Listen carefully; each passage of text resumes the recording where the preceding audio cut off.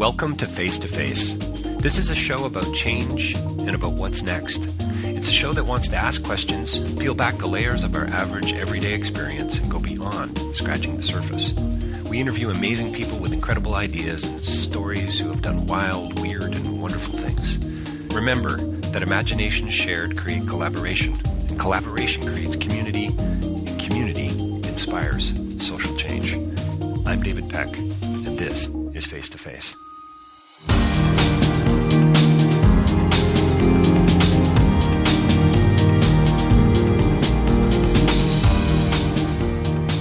So my next interview was a real treat for me on a whole lot of levels, talking with Sam Pollard about his new film, Sammy Davis Junior, I've Gotta Be Me. What an insightful and entertaining documentary. As the TIFF's website says, a star-studded roster of interviewees. Jerry Lewis, Whoopi Goldberg, Billy Crystal pay tribute to the legendary multi-talented song and dance man. This is a film, as Sam says, about the greatest entertainer of the 20th century, a man who was complicated and friendly and political and controversial, a man who had great courage, who was complicated and difficult, as Sam said. He talks about Sammy Davis Jr. in a way that would suggest that he was a great observer, a great entertainer, and a great listener. We talk about race relations in the U.S. and we get into a whole lot of everything. You're going to enjoy the interview. You're going to love the film. Make sure you get out and see it. Its world premiere is happening at TIFF this season. Sammy Davis Jr., I've Gotta Be Me. Sam Pollard coming right up. DavidPeckLive.com, more information about my speaking, my writing. Also, facetofacelive.ca for more information about other podcasts. We're going to be focusing on the Toronto International Film Festival this year and directors from all over the world. And don't forget rabble.ca as well for more thinking, reading, writing, and listening there for all things that matter. Sam Pollard coming right up. Sammy Davis Jr., I've Gotta Be Me. Well, welcome to Face to Face. We're joined by a very special guest today. I'm absolutely thrilled to have Sam Pollard, director and professor Sam Pollard, here with us today on the line. I think calling in from New York, but we're not quite sure. Sam, thank you so much for your time today. Thank you for having me, David. And yes, you are calling me from New York City. You are calling me from New York. I'm in New York. And are you going to be coming up to the festival? I will be up at the festival for the opening premiere. I'll be at this September 11th through the 14th. The 11th through the 14th, and premiering a film called Sammy Davis Jr., I've Gotta Be Me. My first words out of my mouth are congratulations. This is a remarkable film. It's highly entertaining. It's so much fun. It's so relevant to what's going on in the world today. I don't really know where to start, to be honest with you. There's so many ways we could come into this conversation. We could sort of start at the end. We've got so many remarkable guests that you've been able to bring into the conversation. Billy Crystal and Whoopi Goldberg. We've got an appearance from Michael Jackson near the end of the film. How do you put it into words when somebody says, so what's the film about other than Sammy Davis Jr.? The way I would describe it, David, it's a film about one of the greatest entertainers of the 20th century. Sammy Davis Jr. was a singer, an impressionist, a dancer, an actor, a comic. He was a Renaissance man. He was phenomenal. He was a musician. He could play instruments. And so to me, it's about one of the great entertainers of the 20th century, Sammy Davis Jr., who was also a man of color, African-American man, who lived in a very complicated time during the years of Jim Crow, and how he struggled with that, and how he struggled with the issues of identity through his whole career and his life. So you say it was a complicated time, Sam. I mean, are you talking specifically about race? Are you talking about politics? Are you talking about relationships overall? I mean, is it kind of more of a global thing, or was it very specific to the U.S.? I think it's specific to the U.S. I think it's about race and it's about politics. You know, it's about a time in America where we had our own sort of apartheid. Well, we had our own apartheid in America. He was a man who could not go in the front door of certain clubs and restaurants in the 40s and 50s, and was beaten and heckled and painted and, really treated atrociously as a young man. He was a man who wanted to entertain people and be a great entertainer and struggled with it. He was a man who sometimes wasn't quite sure where he stood as an African American in this culture during the 60s, during the Civil Rights Movement, during the Black Power movement. You know, he was a man who looked forward to sleeping in the Lincoln bedroom at the White House. You know, this was a struggle for him. So, a conflicted soul. A conflicted soul, exactly. That's what he was. He's a very conflicted man. You know.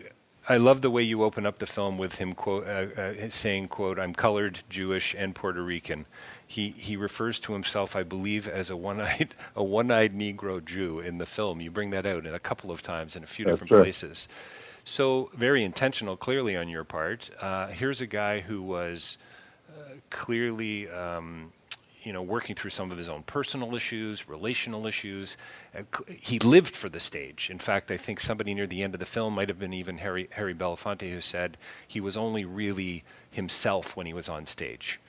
Exactly. That's where he felt most comfortable. Here was a man who liked to go on stage. He could stay on the stage for an hour and a half, 2 hours just to perform. He was needy. He's an entertainer. Entertainers need, they need the love of an audience, and he loved that. I mean, that's what he was all about. Think about it. Here was a man with his uncle and his dad. They were called the Will Maston Trio, who, when they got their big break at Ciro's, they were supposed to be the second act, the supporting act of Janis Page.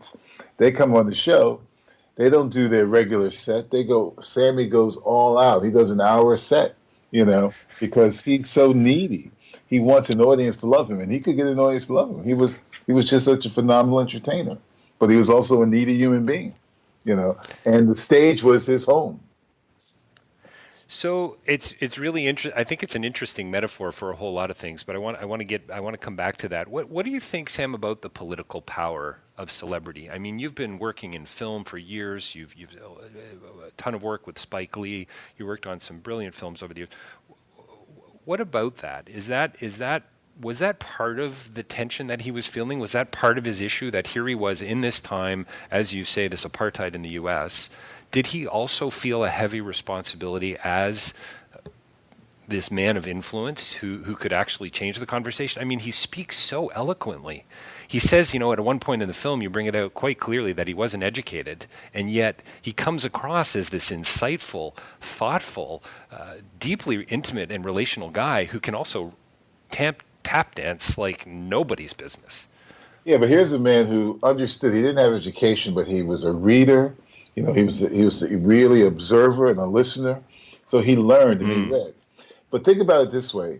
When the 60s comes along and the civil rights movement is at its peak, here's Sammy, who's also at his peak with the Rat Pack, with his movie career, with his singing career. And he's reluctant, as you see in the film, he's reluctant to engage in the civil rights movement.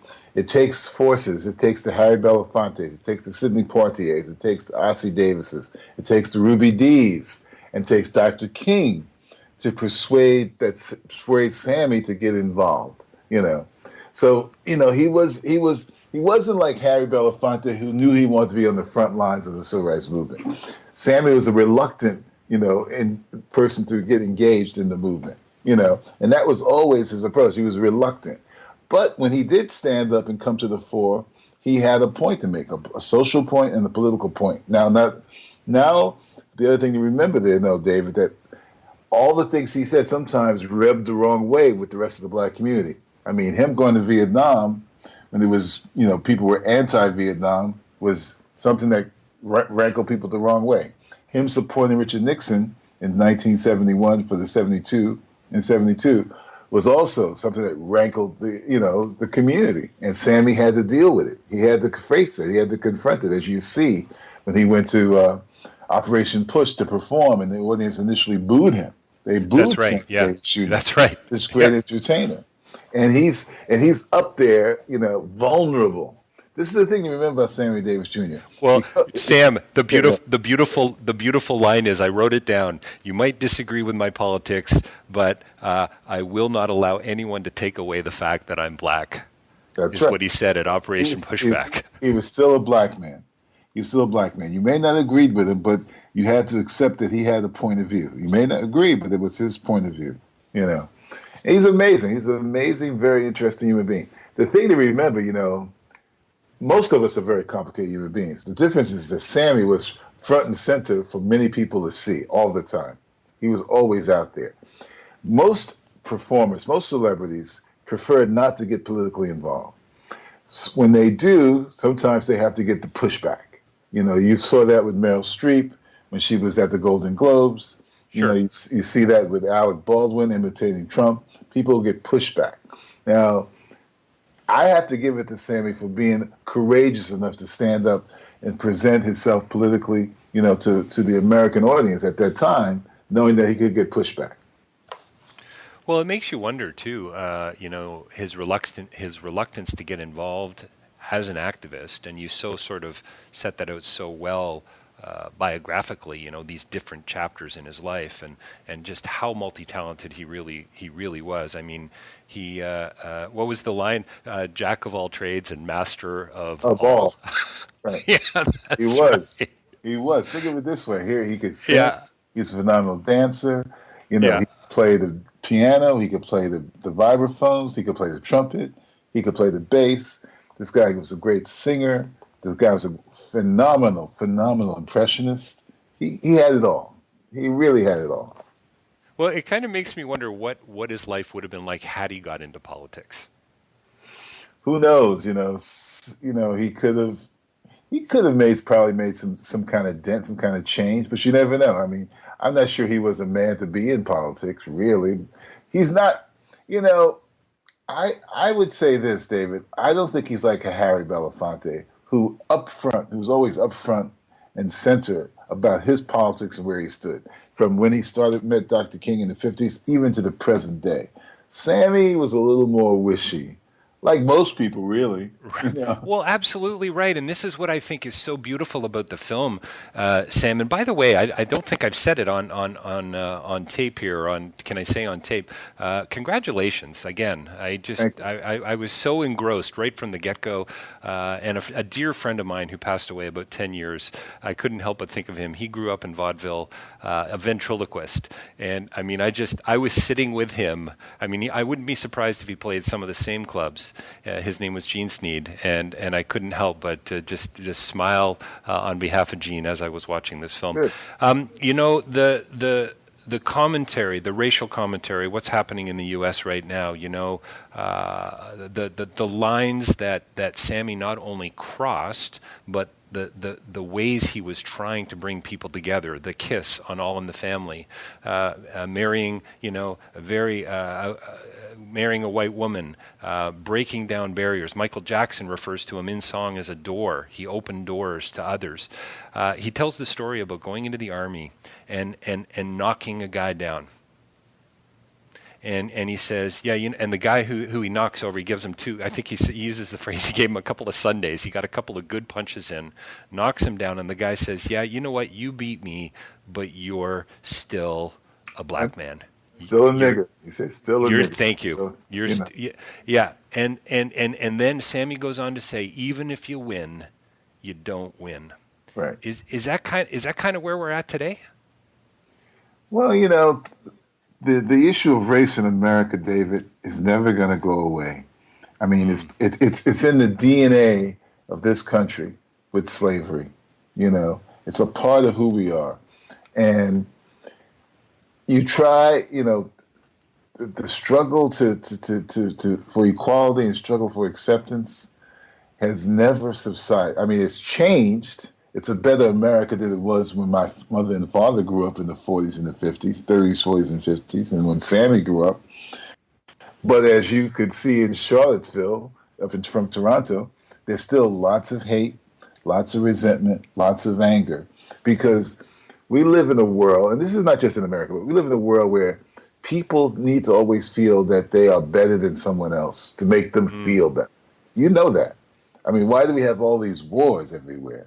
It's this constant need for people to say, I'm better than you. I live better than you. I can be better than you. You know, you should not be my equal. And sadly, this is a struggle that we will continually have to fight in America. I would like to have thought that by the time we got to the 21st century, that things would change. But sadly, it hasn't changed completely, you know. And in some ways, you know, David, the election of Barack Obama as president sort of took the cover off some stuff that we thought that had gone. It was just dormant. And when Obama became president, it's like someone said to me at the Sundance Film Festival around the first term of Obama, she said, I think we live in a post-racial society. And I said, I don't think so. And it's clear that we don't. Just look at Charlottesville. Just look at what Trump says. We don't live in a post-racial society. The issue of race is going to be dogging America probably till, like all empires, it falls. I was watching Trevor Noah last night with my wife. Elizabeth and I were kind of religious watchers. We're big fans. And Brian Johnston of the Equal Justice Initiative was on, and he said that we're never going to get to that place, to maybe that post-racial place. I'm not even sure what that means exactly. But anyway, we're never going to get there unless we are able to talk about these issues, actually get them on the table in a way that it seems like we're not willing to do. Because it makes people uncomfortable. It's like people saying, it's like listening to people in the media and people saying, well, Trump is not a racist. They want to speak to the fact that he is, Oh, no, he's not a racist. Well, then you have to ask the next question, well, how do you define what a racist is and what a racist is not? That's the dialogue you need to have. I mean, is sometimes people politically incorrect because of the way they were brought up, or is something else going on inside them? Trump talks about the fact that there was equal size of people who were causing problems on the left and the right. But you think back to the Central Park Five and how Trump dealt with that and calling these young men thugs and criminals and stuff, because he was raised to perceive black people in a certain way. Now, my family grew up in the South. Now, some white Southerners, they don't think of themselves as racist, but they see themselves as saying, I am different than you. I'm better than you. Some don't see that. But, so it becomes, you're right, it's about having a conversation. And sometimes it's a difficult conversation, but it's one that needs to be had. So is that what somebody who sees your new film, are they going to just walk out of the theater going, wow, what an incredible entertainer? As Billy Crystal said, this is a genius. This is something that's not taught. I mean, I loved what Billy Crystal said, by the way, about Sammy and about how his talent it was a part of, and Whoopi, I think, as well, it was a part of who he was. Yeah. We'd have to talk a little bit more about what it means that it's just a part of your DNA. I mean, clearly, I think it was more than that with Sammy, myself, from what I saw in the film. But what's the average viewer going to walk away with? Is this the kind of story that's going to sit with them? That's going to fester a little, Sam?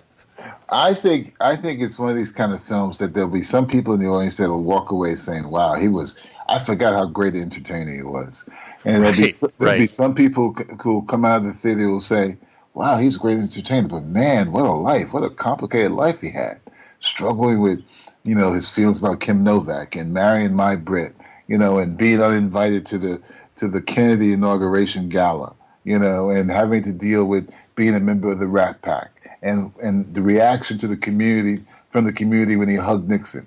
This guy's life was very complicated. He was a man who didn't understand about how to deal and handle money, who spent money like it was turning on the faucet.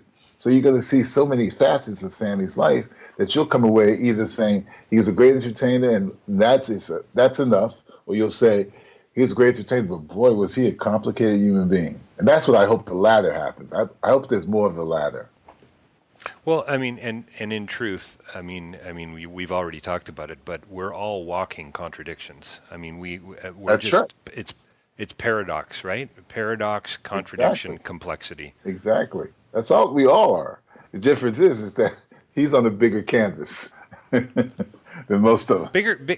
Bigger canvas, but what's interesting about him is, I mean, he took these obstacles, and instead of what you would think a superficial entertainer would be, and I don't consider him to be that at all, by the way, and Right. thank you for providing that insight into his life, but he kind of took these things head on.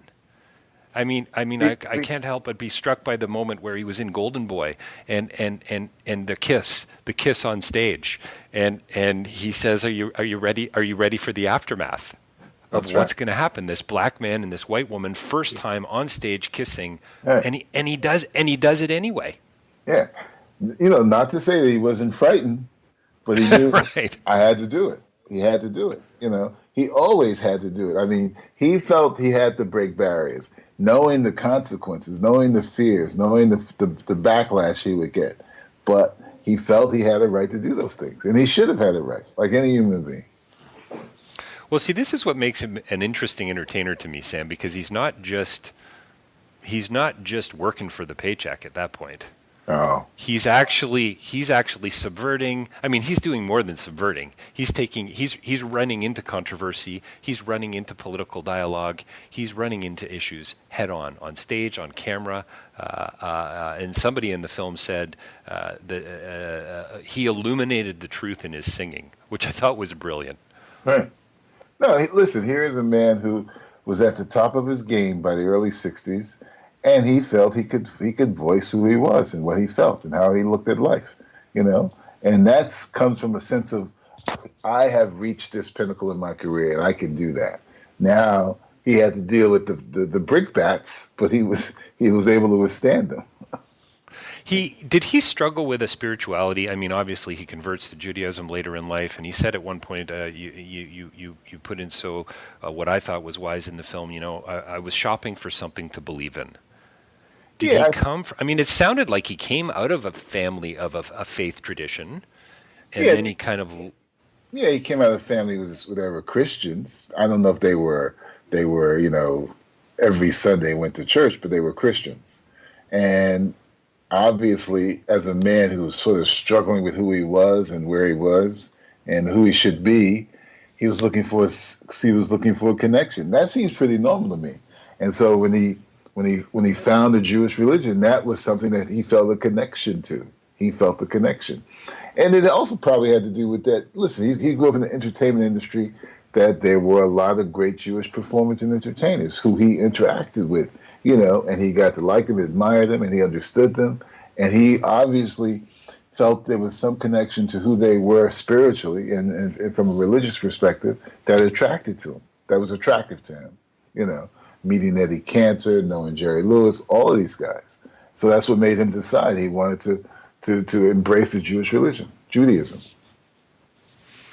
So we're probably going to have to wrap it up here in a few minutes, I guess, Sam. And this is the kind of conversation I want to go on all day, personally.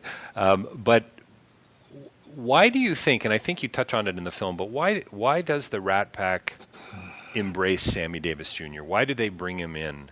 And somebody in the film says, the Rat Pack gave the illusion that America was integrating at the time in the 60s, when in actual fact that wasn't the case at all. Wasn't the case, but think of it this way. He idolized Frank Sinatra. In the early 40s, Frank Sinatra takes a liking to him because, Sinatra was an underdog. He loved underdogs, no matter what color they were, so he became sort of someone who wanted to help Sammy Davis Jr. So as his career evolved, he felt like he wanted to pull Sammy along with him. At the same time, there's Dean Martin, there's Joey Bishop, all these different guys, doing their different things, and they come together. So it's sort of like Frank says, listen, I made it. There should be room for someone like Sammy Davis Jr., who is phenomenal talent. Frank saw his talent. Frank realized he was a great talent, and so he embraced him.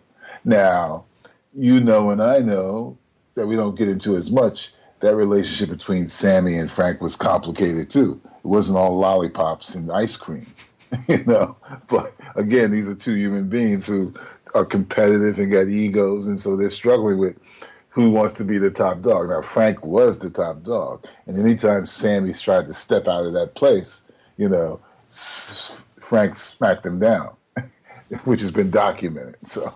Right. I think it's a wonderful little bit of business in the film he's quite the impressionist.